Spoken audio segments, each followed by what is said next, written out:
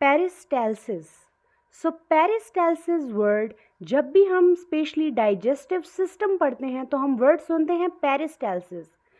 सो अगर हम सोचें, जब हम फूड को माउथ में लेते हैं, ठीक है, तो फूड हमारे माउथ से जो है कहाँ पर जाता है, फेरिंग्स में, ठीक है, थ्रोट में। देन फेरिंग्स से फूड जाता है ईसोफेगस, जिसे हम लोग फूड पाइप बोलते हैं। देन ईसोफेगस से स्टमक में, small intestine, large intestine, rectum, और फाइनली फूड जाता है एनस में।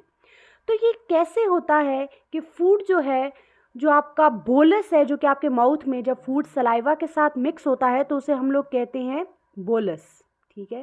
तो ये जो आपका बोलस है, ये कैसे आपके फेरिंग से आपके एनस तक डाउनवर्ड मूव करता है।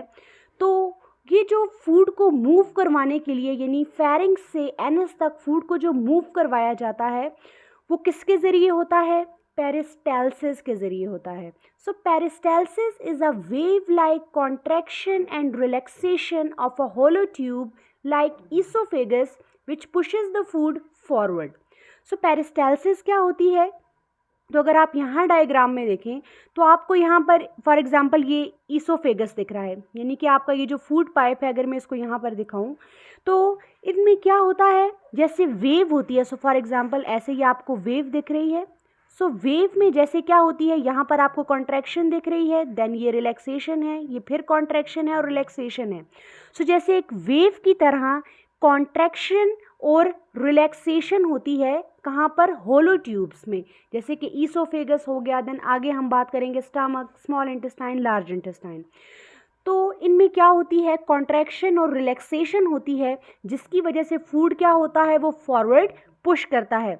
तो यहाँ पर अगर आप देखें तो ये है, आपको क्या दिख रहा है, एरिया ऑफ कॉन्ट्रैक्शन, और यहाँ पर आपको फूड या बोलस दिख रहा है। सो जैसे ही ये कॉन्ट्रैक्ट होगा तो फूड या बोलस क्या होगा, फॉरवर्ड पुश होगा। देन ये है एरिया ऑफ रिलैक्सेशन, यहाँ से फूड एंड बोलस आगे पुश हो गया।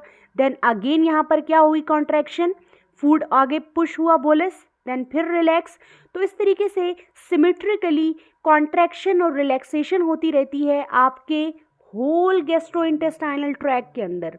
ये जो आपका पूरा एलिमेंट्री ट्रैक है, यानी माउथ से लेकर एनस तक जो आपका गैस्ट्रोइंटेस्टाइनल ट्रैक है, यहाँ पर क्या होती है, कॉन्ट्रैक्शन एंड रिलैक्सेशन होती है आपके मसल्स की, जिसकी वजह से आपका फूड जो है वो फॉरवर्ड पुश हो जाता है।